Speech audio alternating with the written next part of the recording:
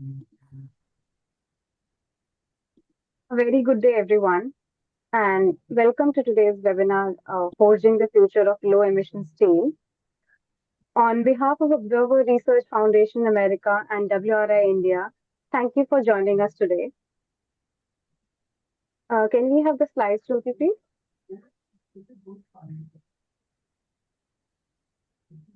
Yes. I think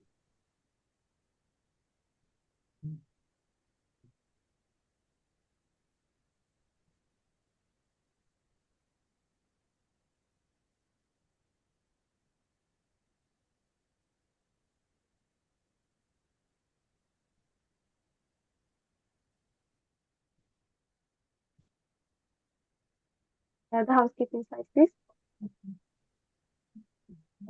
Yes. As participants continue to join, I would like to begin with a few housekeeping announcements. This webinar is recorded, and the recording will be made available to the registered participants. All participants have been placed on mute to ensure audio quality. Speakers are kindly requested to remain on mute when they are not speaking. We encourage you to submit your questions through the Q&A box throughout the session. We will incorporate audience questions into the panel discussion and address them as time permits. Thank you once again for joining us. Can we have the next slide? Today's agenda includes opening remarks, followed by a brief context setting. We will then hear insights from ORF's America's report, Greening Steel in a Fragmented World, Aligning Markets, Technology, and Finance, followed by a presentation from WRI India on its issue brief, Navigating Industrial Decarbonization in India, Learnings from Different Approaches and Best Practices. These presentations will set the stage for a moderated panel discussion and audience Q&A before we conclude with the closing remarks. On the eve of World Environment Day, we are delighted to bring together experts, practitioners to discuss pathways for accelerating steel decarbonization and fostering collaboration across value chains. I now invite Tirthankar Mandal, WRI India, to take over. Thank you. And um, as my colleague just Rumpa welcomed everybody. I uh, just wanted to say that this is a very important um topic that we are following up, not just in the energy program, but across the different areas of work what we do in both WRI in India as well as in other countries where our offices are located. And I would not get into the details or the technical bit of it, but I would just try to portray um, the where we are actually situated in this current moment, because Piyush would actually take on the detailing of that part. But having said that, we will I will just start off by commenting on the timing of this part, because we are actually standing at a or actually revisiting all our policies of greening and everything. Almost all government are actually revisiting that, because the war over last more than a month that has been lasted is about resources and control of those resources and the value chain of the various resources. Currently it is dependent on the in many countries the primary resources of energy, as well as the process in the economy wide different processes that follow due to these energy related things, so oil and gas related processes in the industrial ecosystem. But at the heart of it, as I said, it is the amount of resource and the control over those across the world, and to control the value chain across the world is the key motive. If we set aside the different dynamics that is happening between the countries, just to highlight few numbers, because I don't want to focus on numbers more. But so each day after the war, which we have been seeing, the the the all the emerging developing economies who have been kind of leading the energy growth, as well as the renewable energy capacity addition for the last 5 years between 2020 to 2025, the increase of the government spending or the exchequer outgo has increased by 6.5 to 10 billion US dollars per day, which can actually support their next 4 to 5 years of the various developmental programs, particularly the health sector as well as in the electrification and education. So all those things put together, which this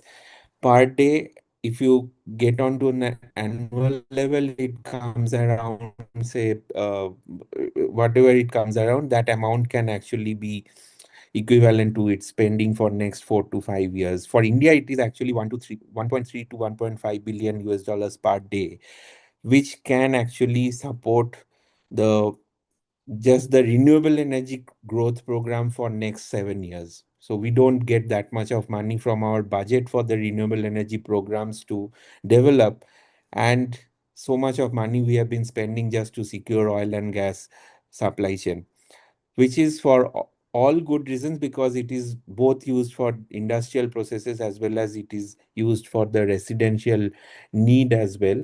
But it is actually hampering this 1.5 billion or 1.3 billion or 6.10 and others have a ripple effect across the economies, because it is just not the hard numbers that has been spent or the increase, because this actually gets increased in the form of your daily needs as well as the finished products, particularly of which many of which comes from the steel as well as the MSME sectors that brings make those steels from different sources of the spent steel and all.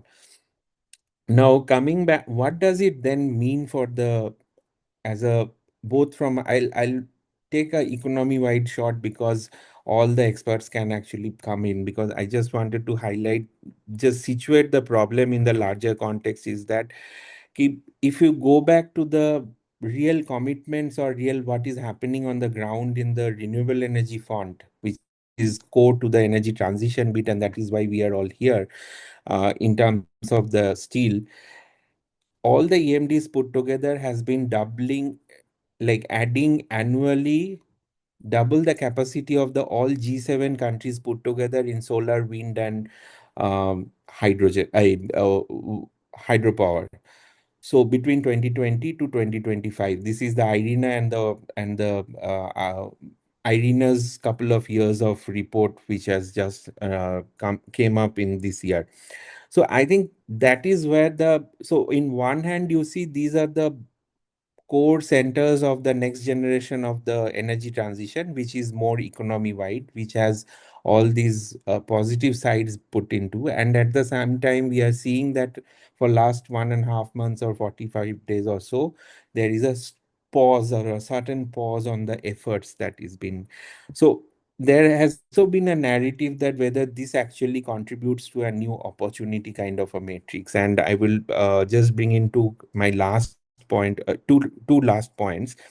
One is that definitely this is, we believe that this is an opportunity, because until and unless we are kind of forced to think new and innovative way, this doesn't happen. The normal innovation theory also says that until we get a solid jerk on the need, transformative innovation doesn't happen, and that's where the opportunities lies. And when we talk about opportunities, I think the technological opportunities and financial access is actually at the core of it, and which is where the new kinds of public policies and public financing mechanisms, I would say, is going to play a larger role, because we have seen the traditional ways of providing subsidies, incentives, that has their limited approach. And now in the context of this new, I would say, like resource emergency and kind of a situation,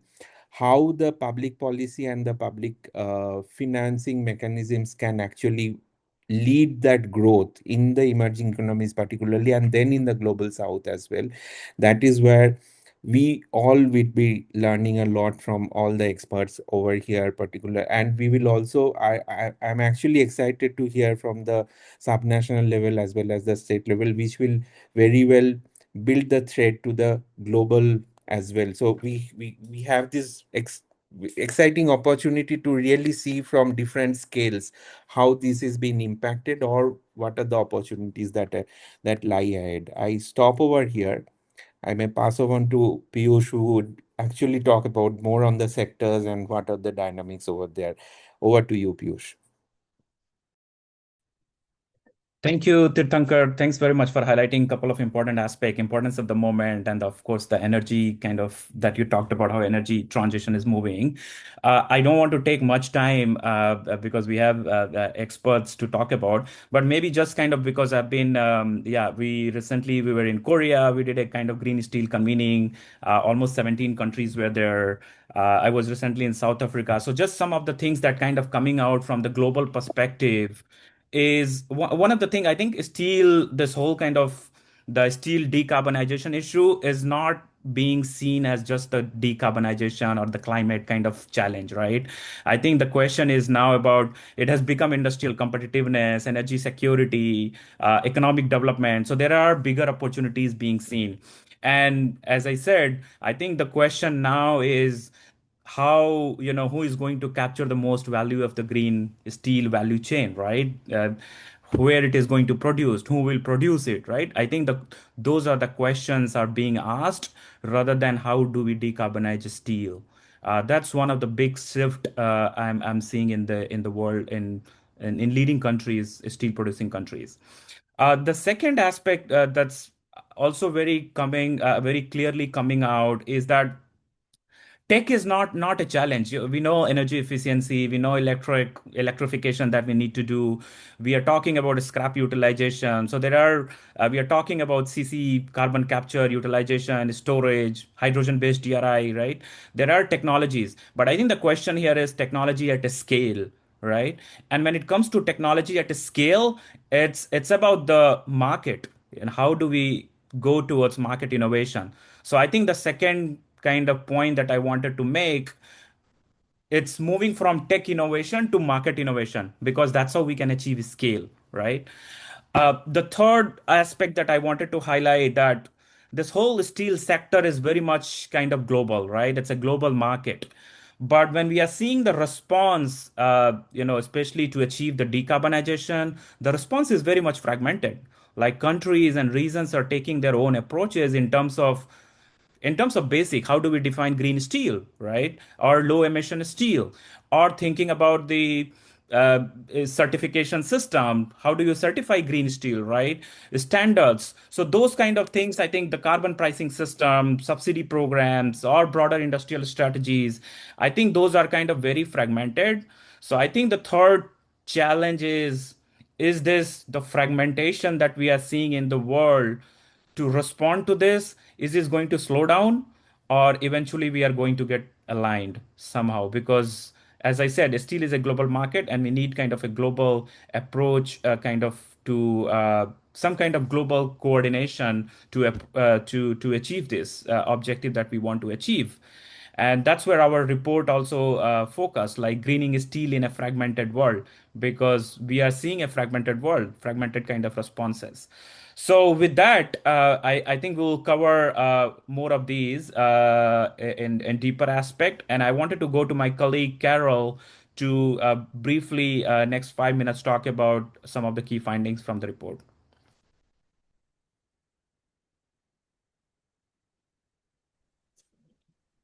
Hello, everyone, and thank you for joining us.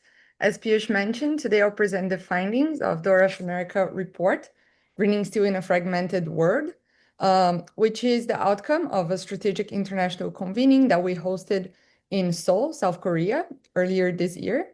And the report examines one of the most difficult challenges in the energy transition, how to decarbonize the global steel industry while maintaining competitiveness, energy security, and economic growth. One of the key takeaways of the report is that technologies needed to decarbonize steel largely exist.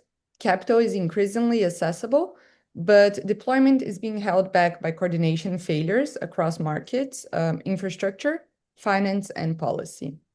So first, why steel matters? So steel is both economically indispensable and highly emissions intensive. The sector accounts for roughly 11% of global CO2 emissions, while contributing to an estimated 3 to 4% of global GDP, and underpins critical sectors such as construction, transportation, manufacturing, and energy infrastructure. The challenge is that demand is continuing to grow. Global steel production already exceeds 1.8 billion tons annually and could reach 2.5 billion tons by 2050, driven largely by emerging economies.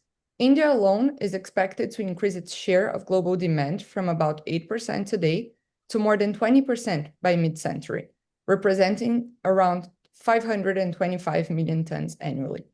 The challenge, therefore, is not simply reducing emissions, it's meeting the growing demand while lowering the carbon intensity of its production.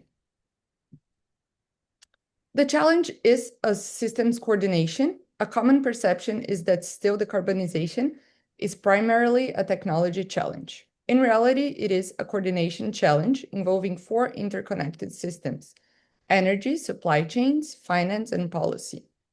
First, energy systems must provide abundant, low-cost renewable electricity and hydrogen. Second, supply chains must secure access to high-quality iron ore and processing capacity. Financial markets must mobilize capital despite significant upfront costs. And policy frameworks must provide clear and predictable rules that reduce uncertainty for investors. Progress in only one of these areas is insufficient, and all 4 of them should move together. Regarding ambition to deployment, to remain on the net zero pathway, the steel sector will need approximately 107 million tons of net zero emissions, primary steel production annually by 2030, yet only 7 projects worldwide have reached final investment decision, representing just 14.9 million tons of annual capacity. This is only about 8.8% of the capacity needed by 2030 and less than 1% of current global steel production, highlighting the significant gap between ambition and deployment. Another key takeaway is that the challenge is also an economic challenge. Low emission steel carries a green premium, making investors hesitant to finance projects without confidence that buyers will pay for cleaner products. The challenge is particularly acute in emerging economies where higher borrowing costs can further undermine project viability. Stronger demand signals through public procurement, long-term offtake agreements, and contracts for difference will be critical to unlocking investment at scale. Energy infrastructure is another binding constraint. Hydrogen-based direct reduced iron is viewed as one of the most promising pathways for net zero emissions steel production. However, scaling it requires far more than new steel plants. It depends on affordable green hydrogen, abundant renewable electricity, expanded transmission networks, and supporting industrial infrastructure. Today, green hydrogen still costs roughly $6 to $10 per kilogram in many markets, compared to around $2 per kilogram for conventional hydrogen. As a result, steel decarbonization is increasingly becoming an energy infrastructure challenge as much as an industrial one. So a major risk is also market fragmentation. As countries develop different definitions of green steel, certification systems, and carbon regulations, procedures may face higher compliance costs, reduced market access, and growing trade friction. Interoperable monitoring, reporting, and verification systems, together with transparent chain of custody mechanisms, will be essential to build globally traded markets for low-emission steel. To conclude, accelerating steel decarbonization will require stronger demand signals, investment in energy infrastructure, alignment of standards, and closer collaboration between governments, industries, and financial institutions. Most importantly, governments must treat decarbonization not simply as a climate obligation, but as an industrial competitiveness and energy security strategy. And if these pieces can be aligned, steel can move from being one of the world's largest industrial emitters to becoming a cornerstone of the low-carbon economy. Thank you very much. Thank you, Carolyn. for valuable insights and the global perspective on decarbonization. I am now pleased to invite Ms. Jyoti Sharma, Senior Program Associate, Clean Energy WRI India, to present key findings from the issue brief, Navigating Industrial Decarbonization in India, Learnings from Different Approaches and Best Practices. Over to you, Jyoti. Yeah, thanks, Rompa. Hi, everyone. I will briefly present the WRI India's issue brief, India's Steel Decarbonization Pathways, Global Learning for Green Steel Transition. India's steel demand is expected to grow 3 to 4 times by 2050, and the sector is also responsible for 10 to 12% of India's CO2 emission. Without significant low carbon interventions, this emission could be tripled by 2050. When we look at only the BF-BOF production pathway, India's emission intensity is somewhat around on the global BF-BOF production pathways. But when we combine all the production pathways, the India's total emission intensity is higher than the global average due to the largely dependence on the coal-based DRI and induction furnace. While major developed economies are increasingly shifting toward the scrap-based EF steelmaking. At the same time, India faces the lack of scrap availability as well as the coal-based electricity, making coal is the key emission driver for the India's steel ecosystem.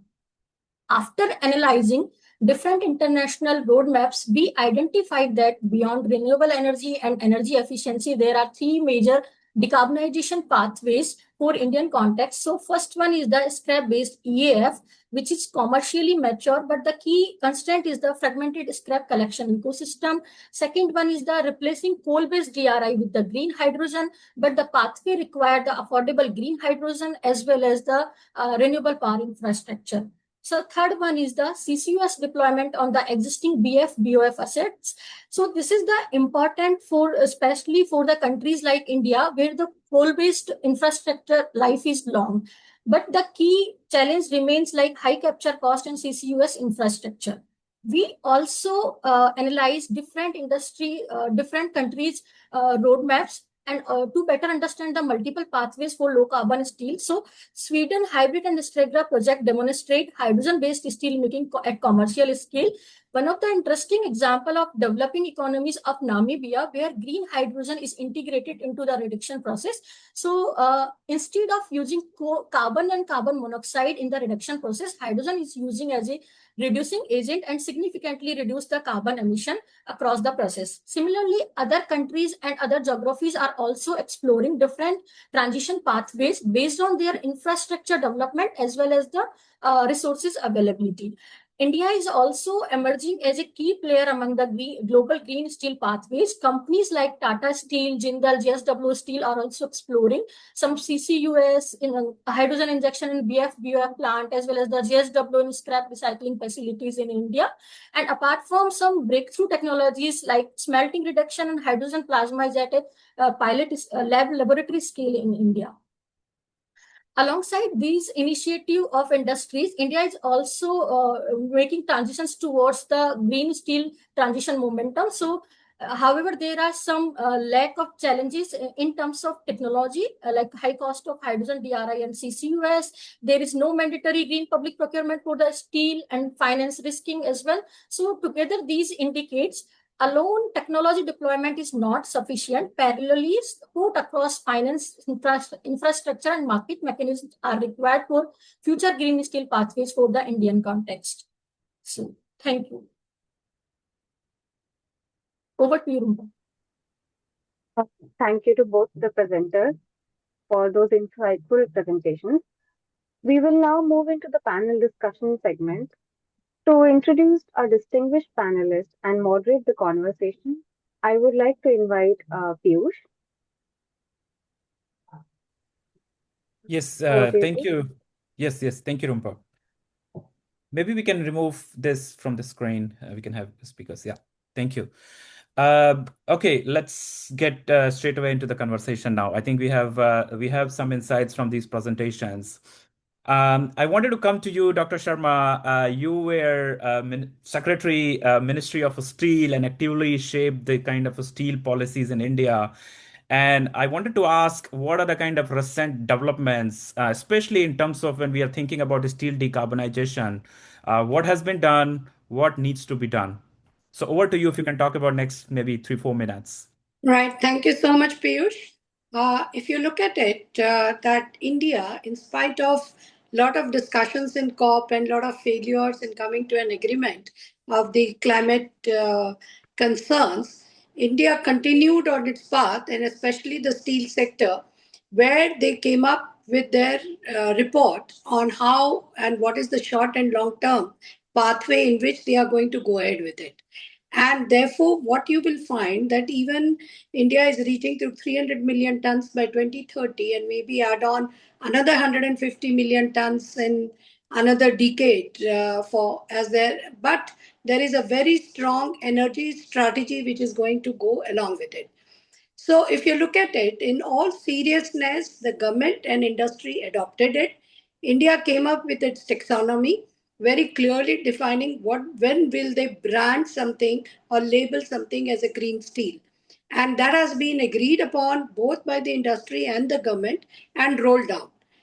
Even though it is a bit high from what you compared with the other states, but that's a gradual steps. So we have a range of emissions of in decimals to that of 1.8 to 1.7. And that is where it is being targeted at, and that is how India will move ahead with it. When I am talking about the policy, it is not just the blast furnace route, but even what in India we call it as secondary sector. That will be a big contributor because it is contributing 53% of the steel. And their association, IFA, is also working upon it for jointly going ahead with labeling of their end product of the steel when they are sort of posing themselves as a green steel when you go ahead with it. Yes, it is true that steel is a problem, and therefore we have to have a holistic approach when we are going from making of steel of the inputs to that of the usage of the steel as we are going ahead with it. So looking at that, I will say that as a input, alternative, I'll consider both separately, the blast furnace route and the other one. In blast furnace, syngas from coal is being worked at as an input in the steel. Similarly, the beneficiation policy with the mining department, where beneficiation will be allowed in the pit itself. Now, what is left out now to decide is the royalty will be on the original Fe content and not after beneficiation, to encourage the miners to put the beneficiation plus and incur that cost. So that part is yet to come out in the policy, but it is being debated and we expect to see it soon. So after beneficiation and higher Fe content, definitely we expect lesser emissions when we are going ahead with it. So that will also be going to be a contributor when we go ahead with it. What Carolina very rightly brought out about the commercially viability of the hydrogen gas. It is being examined, it is being debated, it is being experimented in smelting, what has been very rightly said. But then the whole process, I think it is still far off. It's a long-term thing when the shift will go from coal, coking coal especially, to that of the hydrogen gas. But today, the automotive steel, the automobile steel, what is required is coming completely from the natural gas. So we have this technology available with us. We have the plants available with us. Switching over is not going to be a problem. What it requires is to move ahead. So when you look at it to the another thing, the policy is also coming up in secondary sector to disincentivize the induction furnace, which is coal based. So coal-based induction furnace is going to be disincentivized, and slowly they are moving ahead to the routes which will not be coal-based. The DRI routes will be the major one, which will have a very low carbon footprint when we are moving ahead with it, and their contribution is going to increase like anything because they are low-cost decarbonization measures they will be having as compared to the blast furnace, and therefore they should become a part of monitoring, examining, hand holding when we are moving ahead with it. Then of course there is going to be an increase in the scrap consumption, so scrap availability is also a challenge which is to be constantly met out and constantly to be worked out, because import dependency, like today even 7 million tons is getting imported, that will have to be taken care of. You will be amazed to know that what you have, electric arc furnaces and others, they are deploying waste heat recovery systems. So secondary sector is also moving ahead and they are using more and more of renewable energy.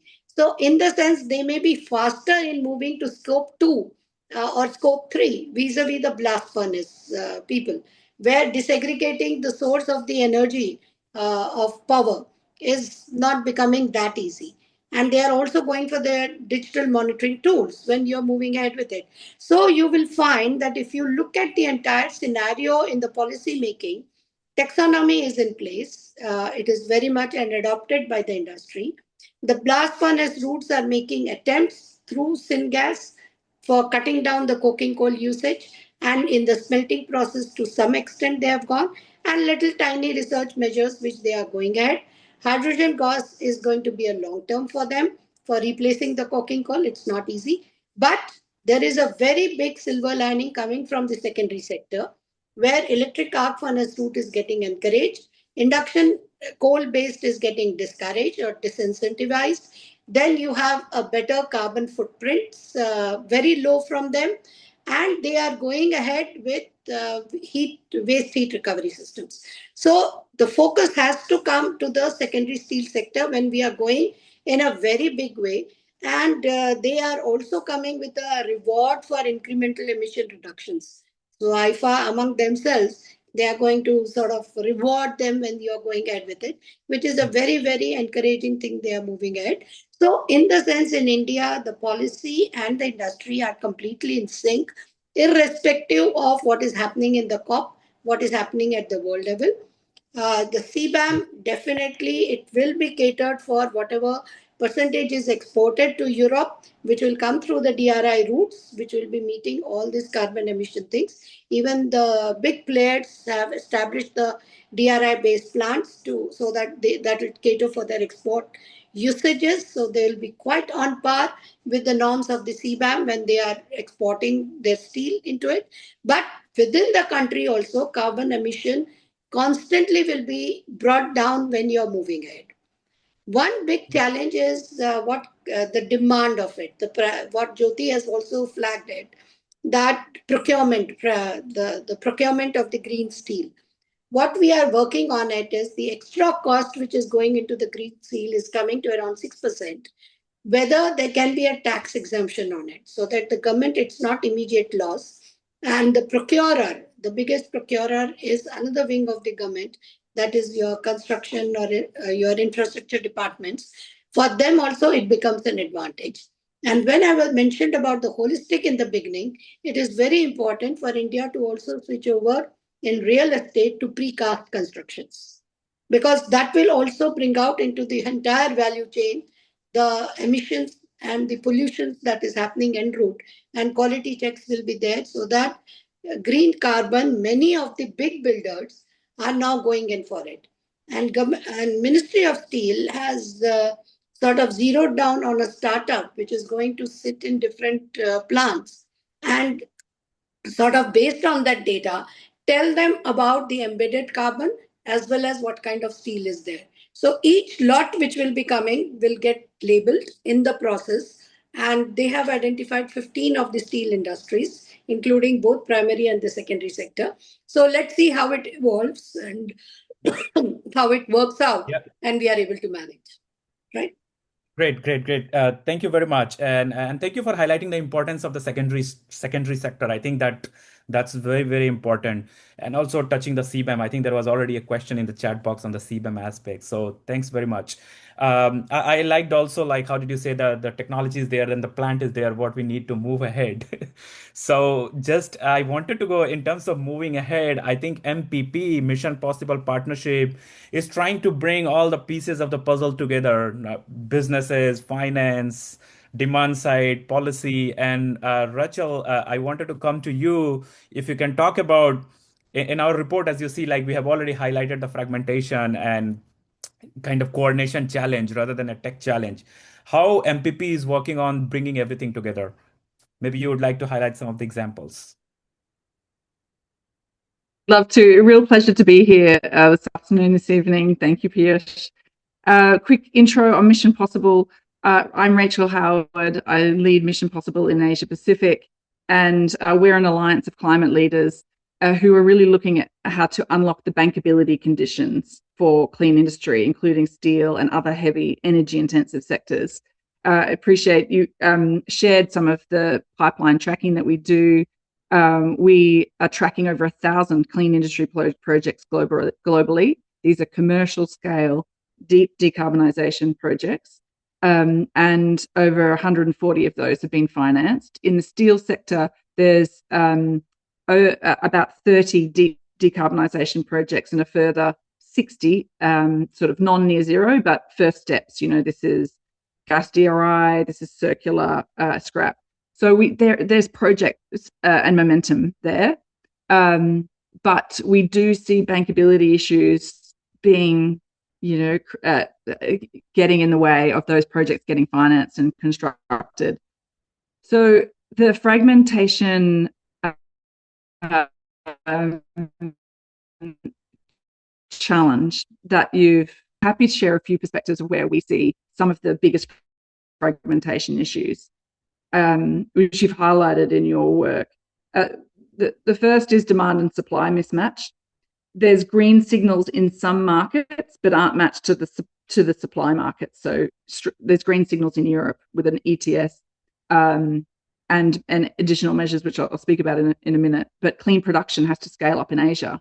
And if we look at Korea, they've almost got no domestic offtake for green steel, just one green steel transaction in Bloomberg's global offtake tracker.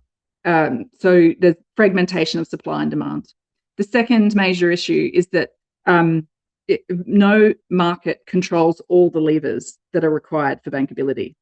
If we look at some of the macro conditions, we have low-cost renewable energy sitting in Sunbelt economies like Australia, Middle East, India. Clean tech manufacturing. So this is, all the equipment you need to be able to. These are sitting in the global north, Korea, Europe, China. And the demand signals are concentrated in largely just one place, which is Europe. So green steel requires integrating inputs that no single economy holds. And, first mover exposure risks. So if you're in East Asia economy and you've got a structural dilemma, if you move ahead before trading partners, then your steel, is produced at higher cost before the market is ready to pay a premium, and this puts your exports at a competitive disadvantage. So that calculus, that fragmentation, can only change when demand and supply policy move in lockstep with each other. So thinking about where we see movements to overcome that fragmentation, happy to share a few examples. So if we think about Europe's next step, this is sort of the largest big centre for green demand globally. They have an ETS, which is driving some interest, and they've got a number of projects that have reached finance and under construction. But it's still not enough to get the next wave of projects over the line. So they're contemplating demand-side policies, further demand-side policies to complement what they've done on supply side.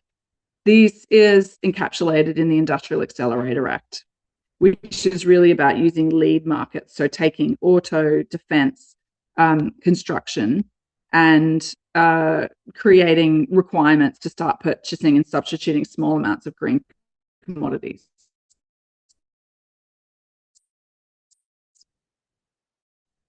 Now, they know policy is a challenge because they don't control all the levers, the low cost inputs. And so they're really contemplating to overcome that fragmentation of how you make, you bring in third-party partners into your values and still allow them to benefit from the policy conditions in Europe. And if I take another example, turning to Asia now, if you look at Korea, they export about $14 billion of vehicles annually to the same economies that they buy inputs from, iron and gas, for example. And so embedding green procurement within upstream supply agreements creates a potential mutually, reinforcing commercial incentive.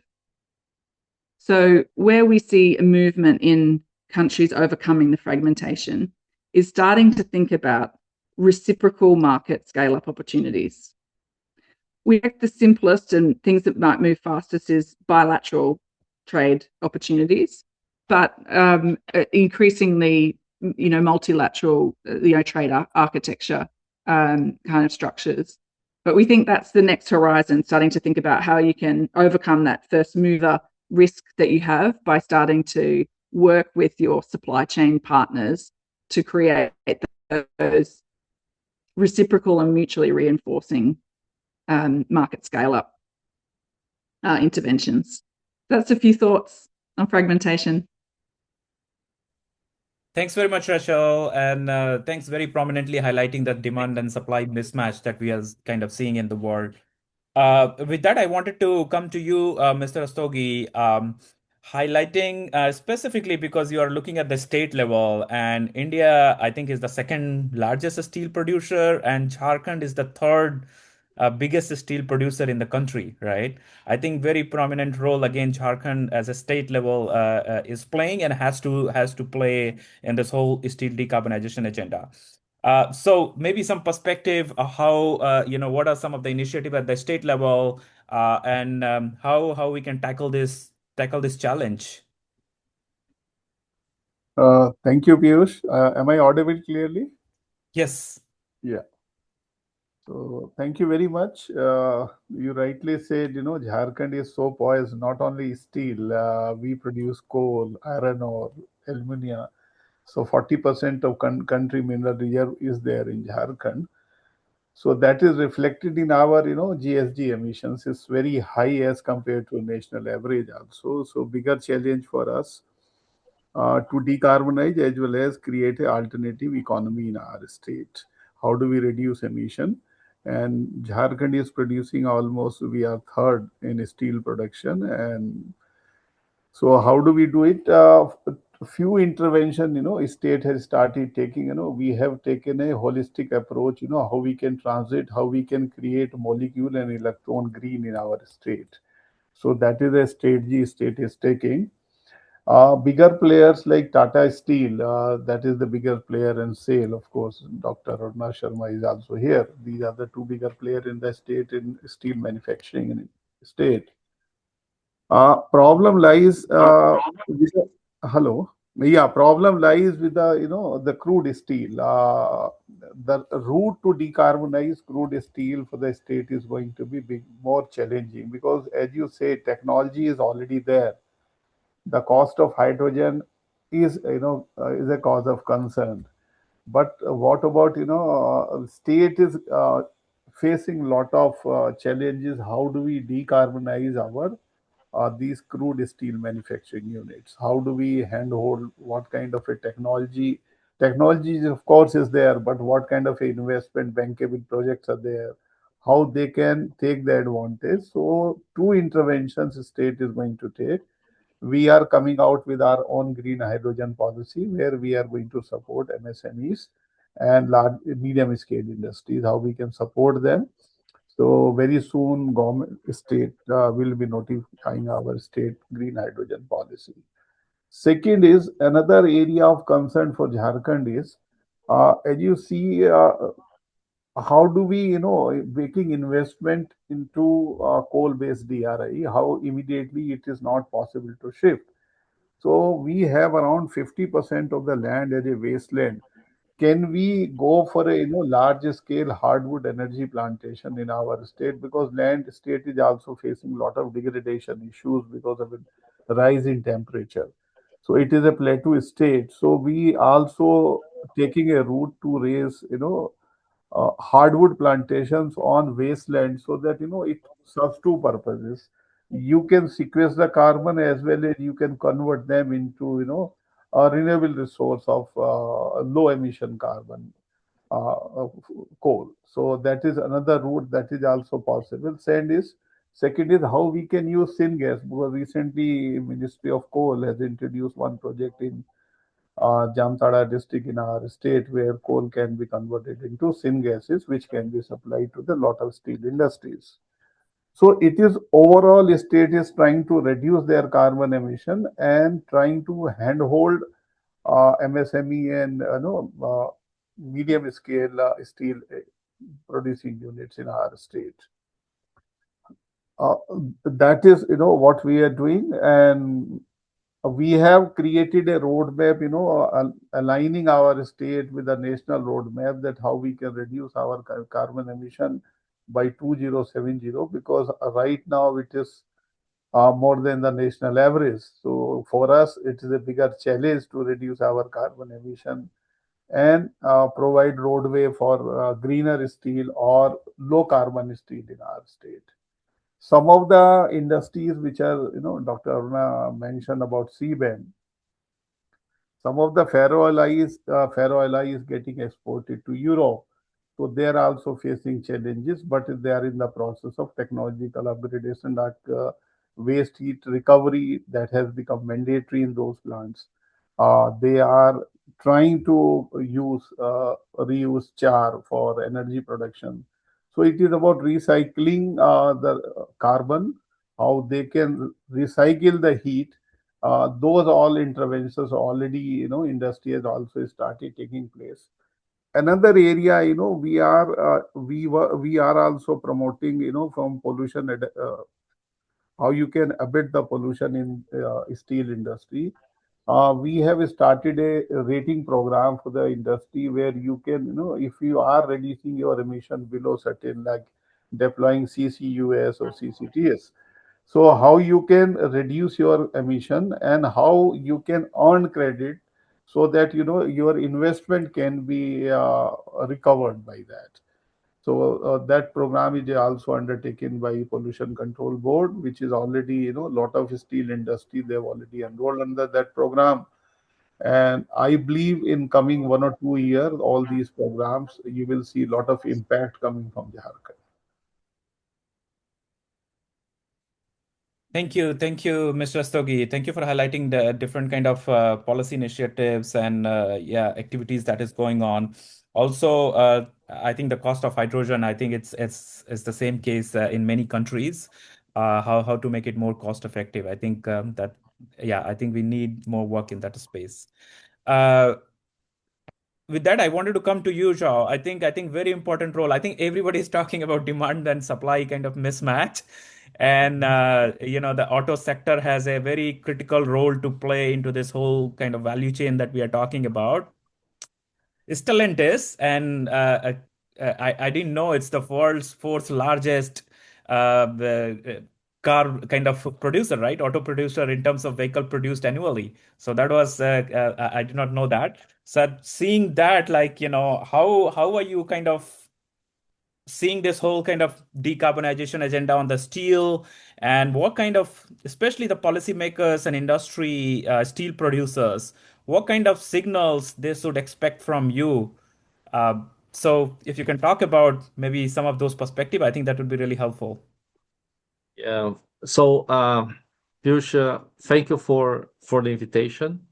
It's a pleasure. It's an honor to engage this important discussion. It's a global challenging, right? As the guys already mentioned. And we need to understand that each region, we operate in South America. We are responsible for the regulatory affairs area, and the role is to discuss and to debate and to act with between private sector and the public sector in order to build policies, but we need to build a balanced policy. So we need to take care of the environmental for the CO2 emission, but also financial, economics, and also social. we are operating in the development region, so the social is important as well. And put all those pieces together is not easy. But I'm going to give you an example on what we are doing and how we are operating between the private sector and the government in order to put something balanced, right? So first of all, we need to evaluate the region. Every single region is different. To give an example, energy metrics and electricity energy metrics in Brazil is pretty interesting. Energy metric is 50% high carbon and 50% low carbon. Electricity metrics is more than 90% low carbon. So it's based on hydro, biomass, wind, and solar. So we need to combine all of these. And electricity is very important for the future of the steel, right? For many reasons. Second point is ethanol. Brazil and India, in terms of sugarcane, we have the opportunity to produce ethanol, right? And I need to say and to share with you that 30% of the fuel used in Brazil for passenger and light commercial vehicles, 30% is ethanol. As we are discussing right now, the car fleet that's running right now is using 30% of ethanol. And ethanol is low carbon, so everything is CO2 that's come out from the tailpipe emission is captured for the sugarcane plantation that's growing and takes 1 year to grow, right? Knowing the situation of the region, and knowing that we need to create this balanced environmental, economic, and social aspects of the regulation, we put together 3 programs of CO2 reduction in the last 10 years. The first one was 2017, 5-year program. The second one was 2022, another 5-year program. We are at the end of this one, and we will start a new one, the third one, in 2027. So those 3 programs, 3 5-year programs, are getting us in a 35% of CO2 tailpipe emissions reduction in 10 years. That's a pretty interesting way, because we are using all the incremental technologies that we know and we have in order to make this 35% reduction in 10 years. So aerodynamics of the car, roll resistance, internal combustion engine improvements, everything we put together in order to reach this 35%. And the last step is introducing different levels of electrification combined with ethanol and getting the best of the ethanol in order to make this 35%. So it's a pretty interesting movement for the last 10 years, but it doesn't mean that we stay only on these improvements. We are also the last program that we start in 2027 that we call MOVER. It also brings to the discussion the carbon footprint of the car.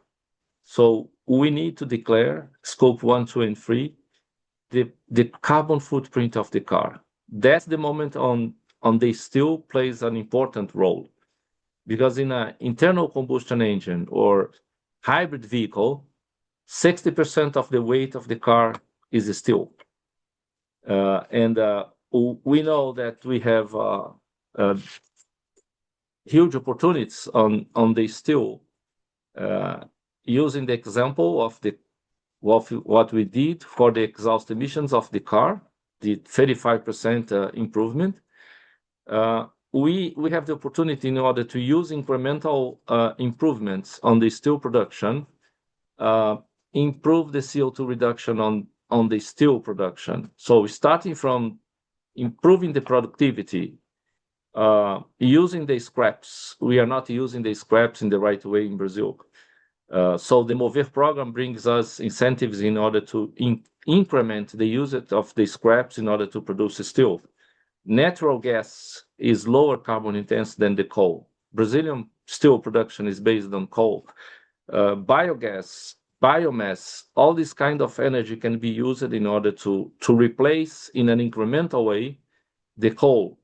Until we go to more, let me say, disruptive solutions as electricity and green hydrogen. So we have a kind of technological roadmap in order to pursue, in order to reduce the CO2 in an incremental way, as I mentioned before, in a balanced way, balanced between environmental, social, economics, and financial.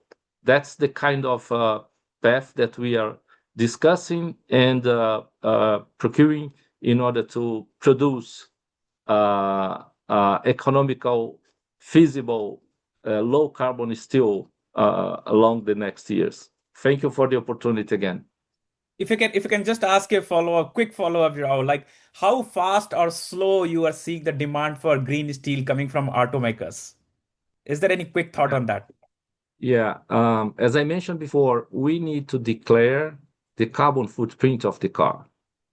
10% of the CO2 in this carbon footprint comes from the raw material. Most of the emissions come from the usage of the car, tailpipe emissions, that we are taking care about electrification and so on. But to produce the raw material, 60% of the weight of the car, an internal combustion engine car, is steel, right? So that just to give you an relation between the carbon footprint and the importance of the steel. The discussions, we need to declare all those numbers to the government along the next program from 2027 until 2031. We will be discussing with the government the methodology and the numbers. And for sure, 2032, we will have targets in order to meet. Those are the moment that we need to be ready to introduce all those incremental improvements in order to reduce the CO2. Looking forward to the 2050, right? That everybody has this net zero target. It's pretty tough, but we need to start to climb the mountain, right? With the incremental, in order not to create disruptive problems in an underdeveloped country, right? Great, thank you. Thank you for putting 2032 as an important milestone. Yeah.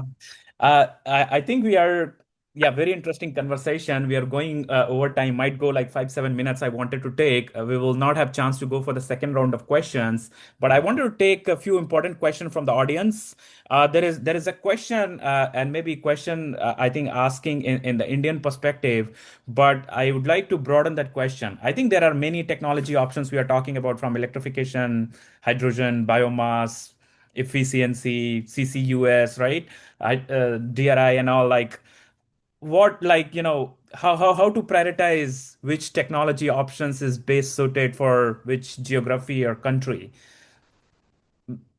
Dr. Sharma, I think you have put up your hands up. So maybe you, and then I wanted to come to Rachel as well, like how to prioritize the technology option. I've raised the hand up for another reference. I'll come back to it. But first, answer your question. Your question is like definitely the end is gas based. That is where the story has to move as on date. But then there are steps into it. Like India is first going to syngas. I think the world can do it. From syngas plus combination of natural gas, whatever they can afford to import and put it, and then ultimately sort of produce in-house hydrogen gas. And in India, the plan of hydrogen gas will be, it will be zoned. So it will be produced maybe at the plant itself, or maybe in different zones of the country, and a supply chain will stand there.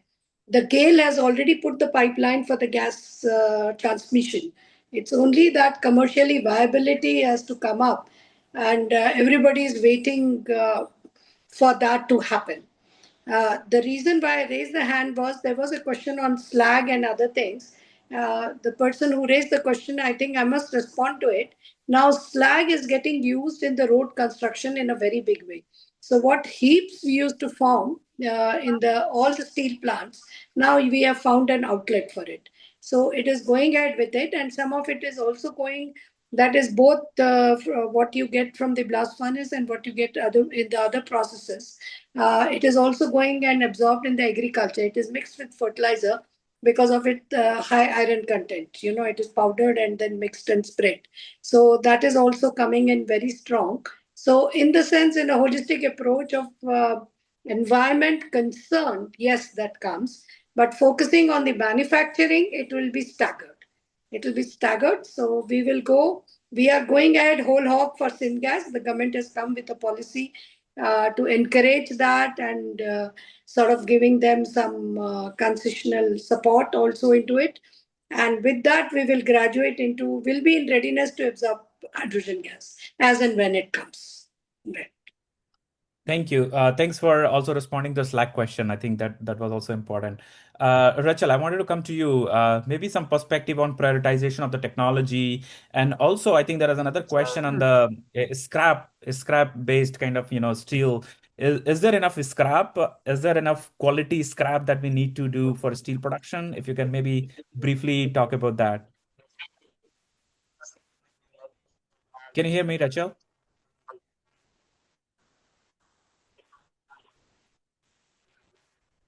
Okay, I see my video's got quite a lag. But thinking about the technology pathways, really it depends on your strategic opportunities and endowments. We are thinking about kind of 4 strategic questions the country needs to ask itself to kind of make an assessment of what are the pathways that are best for them. And importantly, it's likely that the pathways will arrive in a sequence. And so thinking about how they manage that sequence of pathways as a portfolio over time. So the criteria we're thinking about, and we think country is live in countries' minds, is what is the lowest cost? What's going to get me competitive? Has to be a criteria. Second is, where is the biggest opportunities for me? Now, historically, kind of the field and the think tanks are really thinking quite narrowly about opportunities, but we are thinking much more broadly about opportunities, like where you can play lots of ways in the value chain. Have you got clean tech opportunities? Have you got endowments? Where is the new value pools for you in going green sooner? The third is resilience. So what exposure do you have to fossil inputs or volatile feedstock? And the fourth is where there's employment transition opportunities. So we've done this. You can actually do this with an objective evidence base, we think. We've done it in Korea. And where you land is that, to be competitive, that it's likely they require some sort of imported gas-based product, gas-based HBI, to be competitive in the short term. But where the opportunity really lies for them, the new value pools, is in the hydrogen value chain, in the hydrogen tech, electrolyzers, the energy required to make the hydrogen, and in hydrogen-based steel making, where they're making a real bet on a new OEM, a fluidized bed technology. And there's real numbers behind those, the other elements I talked about in terms of the resilience factors, like where do they have exposure to feedstocks and the employment. But when you do the math, what the logic, how it plays out is that they should use gas DRI in the short term, and scrap EAF in the short term to be competitive in the short term. But hydrogen steel making in the long term is the big bet worth going after that will take more time to materialize. So they have to manage a portfolio over time. So I think, for India, you think about like what are the strategic options that India is playing with, and you can actually bring an evidence base around that tells you what sequence you should attack those pathways. Yeah. Thanks, Rachel. Thanks. I think that sequencing will be important based on what are the kind of resources available. Just a final question I wanted to take from Mr. Rastogi if he's here. I don't see you on the screen, Mr. Rastogi. Yeah, He's here. He Yeah. just switched off his camera. Oh, okay. I think, just one final question. I think the most interesting question, if you go to anywhere in the world, it's CBAM is the talk of the town, right? CBAM is talk of the world. So I wanted to ask you, is it CBAM being talked at the state level? Yes. I think, ferro alloy industries, we do not much contribute much. State doesn't contribute much, but three, four manufacturers in middle scale, they are exporting to Europe, and we are in touch with them. And they want to understand how CBAM can, how they can leverage this and how they can continue exporting to Europe, the ferro alloy. And a lot of discussion at our level. We are holding discussion along with WRI. We are working on that, and how we can decarbonize, how we can assist them, availing that, that opportunity to export, continue exporting to Europe. The entrepreneurs, as you said, technology is there, but they are very much willing to adopt. But there are certain constraints regarding, greener energy availability in the state. We are also working on biomass. We did assessment of biomass. One or two plants you may see in very future. Syngas will be available. I think in coming say 4 to 5 years, syngas will be available in the state. And people are aware, and people are taking this. I know they want to, take that advantage, you can say, or they are looking at an opportunity. Lot of people, recently there was an event in Spain on this CBAM. Those who are, about how they can tackle. So three, four industries they already visited, and they are in the process. We are in discussion with them. So. Yeah. Great. Thanks. And you Thanks very may much see for that. certain, we are coming out with new industrial policy very soon. You will see one or two, a lot interventions from state side to support small scale and medium scale steel industries. Thank you, Mr. Rastogi. Yeah, thanks, and great to know that at the state level this discussion is also going on. With that, I think there are, of course, it's an interesting conversation. I think there are a lot of different aspects, and also we don't have time to summarize. I hope everyone has enjoyed the conversation. Unless you want to speak, Tirthankar, anything? No, on the interest of time, I will just say that this is great to have this varied range of conversations, and it won't stop with one webinar. We will definitely plan somewhat on specific issues maybe in the coming days and months, so that we keep on engaging and also learning from the experts in the sector, both policymakers like Mr. Rastogiji and Dr. Sharma and others. So we will keep on exploring this field so that it helps all of us to grow. Thanks to all our speakers, and thanks to all the participants. Hope you have enjoyed the conversation. Thank you very much. Thank Thank you. you. Bye bye. Thank you. Bye bye. Thank you.